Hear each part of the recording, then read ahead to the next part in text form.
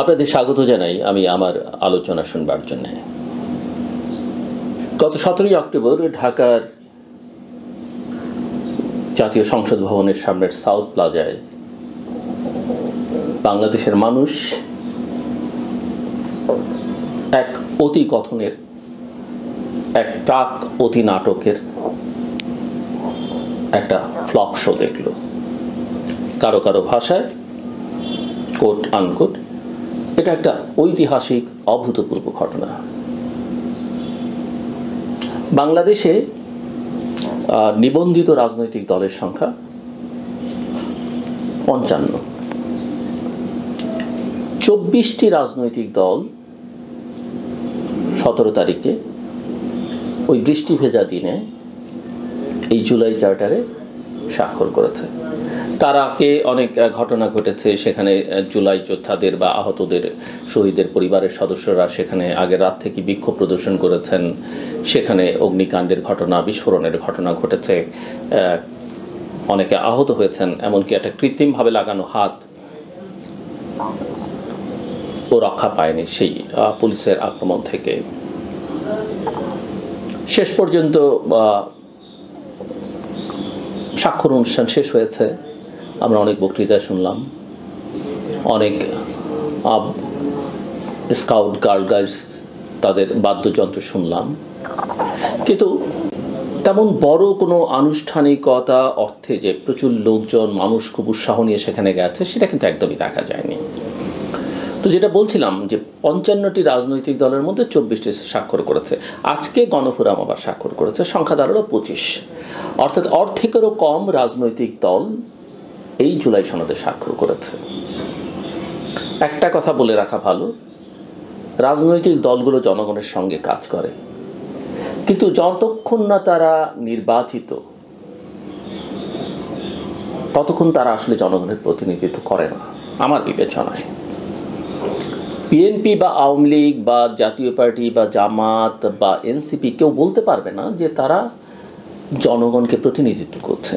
জনগণকে প্রতিনিধিত্ব করবার জন্য জনগণের ম্যান্ডেট দরকার। তো এই 55টি রাজনৈতিক দলের মধ্যে মাত্র 25টি এখন পর্যন্ত স্বাক্ষর করেছে, আর আপনি সেটাকে জাতীয় ঐকমত্য বলছেন।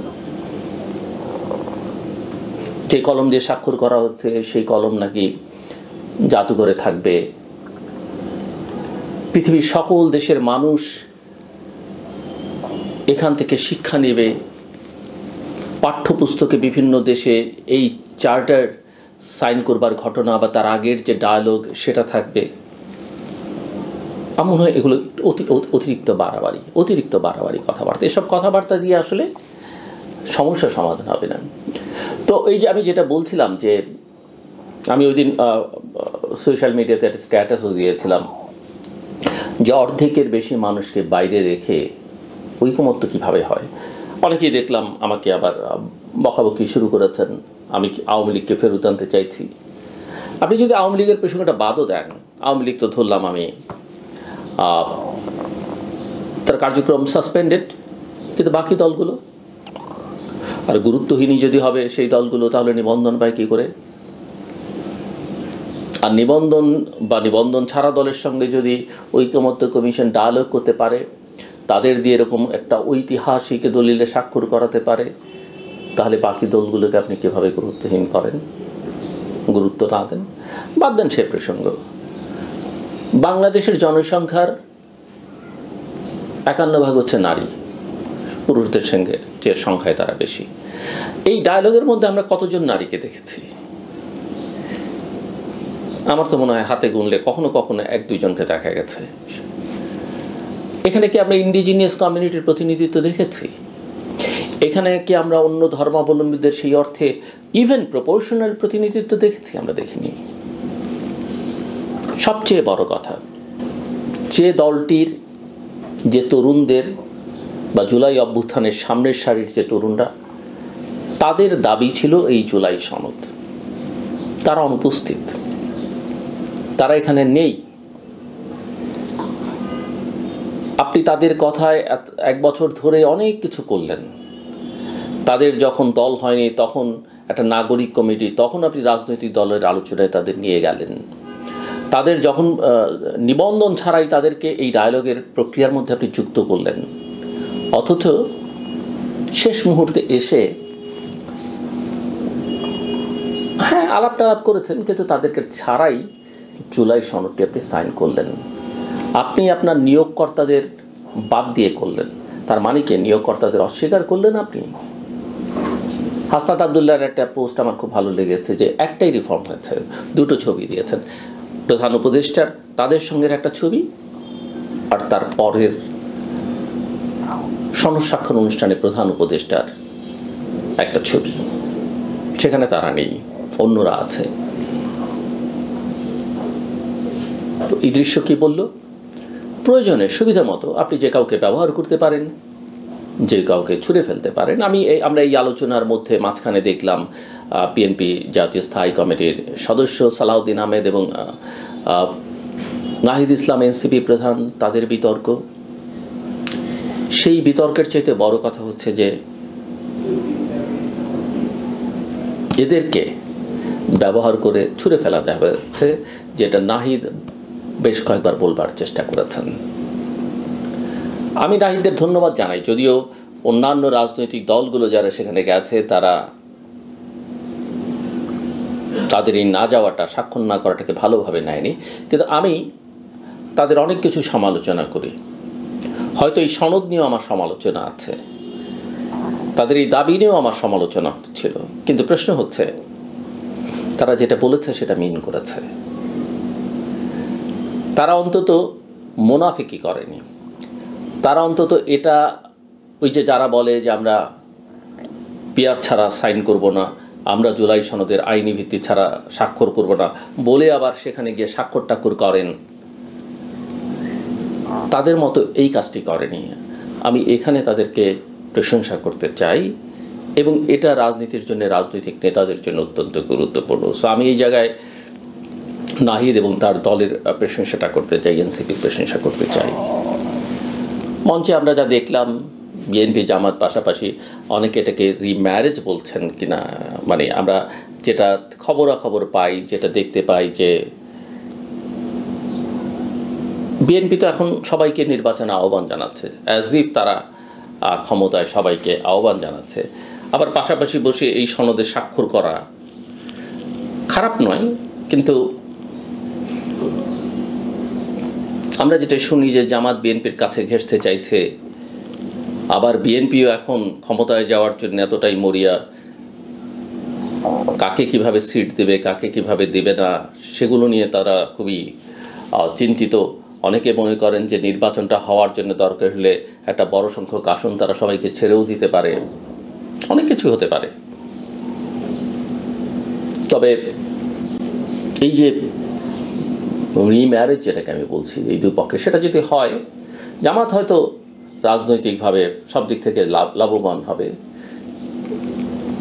বিএনপির খুব লাভ তো আমি দেখি না, বরং এক ধরনের অপমৃত্যু বিএনপির হতে পারে। মধ্যপন্থের রাজনীতির কথা বলা মানে এই নয় আমি সবকুল রক্ষা করে চলব। আওয়ামী লীগ এবং জামাতের একটা বড় মিল আছে, তাদের ডেডিকেশন, কমিটমেন্ট, তারা যা বলে আপনি পছন্দ না করেন, আমি পছন্দ না করি, তারা সেটা পিন করে। আপনি দেখবেন, আপনি যদি আওয়ামী লীগ বা বিএনপির পক্ষে, আওয়ামী লীগ বা জামাতের পক্ষে বিপক্ষে যায়, এরকম সোশ্যাল মিডিয়াতে একটা পোস্ট দিলে আপনি সেটা বুঝবেন। আপনি দেখবেন তাদের পক্ষে গেলে তারা আপনার পক্ষে দাঁড়াবে, তাদের বিপক্ষে গেলে তারা ঝাঁপিয়ে পড়বে। আওয়ামী লীগের ক্ষেত্রে এই ঘটনা দেখবেন, জামাতের ক্ষেত্রে আপনি এই ঘটনা দেখবেন, বিএনপির ক্ষেত্রে এটা দেখবেন। আপনি বিএনপির পক্ষে বলেন, যদি আপনি বিএনপি না করেন, তারা যদি না মনে করে, কিচ্ছু যায় আসে না। আপনাকে যদি আরও 100 জন, 1000 জন, 1 লক্ষ জন আক্রমণ করে, তারা আপনার পক্ষে দাঁড়াবে না। আপনি যদি বিপক্ষে বলেন বিএনপির, সেখানেও তাদের তেমন কোনো প্রতিক্রিয়া আপনি দেখতে পাবেন না। এটা যেমন কেমন যেন একটা চিত্র আমরা বিএনপির ক্ষেত্রে দেখতে পাই। এটা কি তাদের ট্রমা না কি, আমি সেটা বুঝি না। আসলে যে সিট ভাগাভাগির কথাটা বলছিলাম, আমি আগেই বলেছি বহুবার, যে এই ছোটো ছোটো দলগুলোকে সিট দিয়ে লাভ নেই, বরং তাদের ইলেকশন ফান্ডে অর্থায়ন করাটা বেটার। আর ছোটো দলগুলোর জন্য আমার একটা পরামর্শ আছে, যদি অন্যের প্রতীক নিয়েই নির্বাচন করতে হয় বড় দলগুলোর, তাহলে আমার মনে হয় ওই বড় দলগুলোতে দলবল নিয়ে ঢুকে পড়া ভালো। হ্যাঁ, তারপরেও বিএনপির বা বড় দলের অন্য বড় দলের একটা সমস্যা হবে যে তার তো দীর্ঘদিন করা ওখানে রাজনীতি করা একটা নেতা আছে বা মনোনয়ন প্রত্যাশী নেতা আছেন। আমার মনে হয় দলের মধ্যে ঢুকলে সেটা না হয় জোর টোর করে ম্যানেজ করা ভালো বা ম্যানেজ করা সম্ভব। এই দলের বাইরে গিয়ে অন্য প্রতীক নিয়ে অন্য আদর্শের কথা বলে আবার ওই দলের প্রতীক ছাড়া আপনি নির্বাচনে দাঁড়াবারই সাহস করবেন না, আমার মনে হয় এটা একটু বেশি চাওয়া। বাংলাদেশের রাজনীতিতে কিছু ক্ল্যারিটি তৈরি করা দরকার, কিছু স্বচ্ছতা পরিচ্ছন্নতা এখন বাংলাদেশের রাজনীতির জন্য খুব জরুরি হয়ে পড়েছে। সো এখন সামনে আসলে আমরা কি দেখতে পাই? প্রধান উপদেষ্টা বলেছেন অবাক করা কথা, তিনি বলছেন যে এতদিন আমরা এই ঐতিহাসিক দলিল তৈরি করলাম সবাই মিলে, সারা পৃথিবী তাকিয়ে আছে, তাকিয়ে থাকবে, স্মরণ করবে, আসুন আমরা নির্বাচনের জন্য আবার ডায়ালগ শুরু করি, আমরা আপনারা করি, পুলিশ টুলিশ দরকার নেই, এরকম একটা ভাব। পুলিশের কথা তিনি উচ্চারণও করেছেন, হয়তো সেনাবাহিনী বা অন্যদের কথা বলেননি, কিন্তু নির্বাচন করতে কেন পুলিশ লাগবে শুনতে ভালো লাগতে পারে, এক ধরনের ইউটোপিয়ান ধারণা, বা আপনি ওই করিডোরে বসে বা উঠানে বসে কোনো একটা এনজিওর হয়ে এই কথা বলতে পারেন। এই স্বপ্ন একটা রাষ্ট্র ব্যবস্থার মধ্যে এবং বাংলাদেশের রাজনৈতিক বাস্তবতা, এই আলোচনা একেবারেই আমি বলবো একেবারে শিশুতোষ আলোচনা। পুলিশ টুলিশ বাদ দেন, আমরা আসেন সবাই মিলে আমরা নির্বাচন করে ফেলবো, একটা উৎসবমুখর নির্বাচন করে ফেলবো।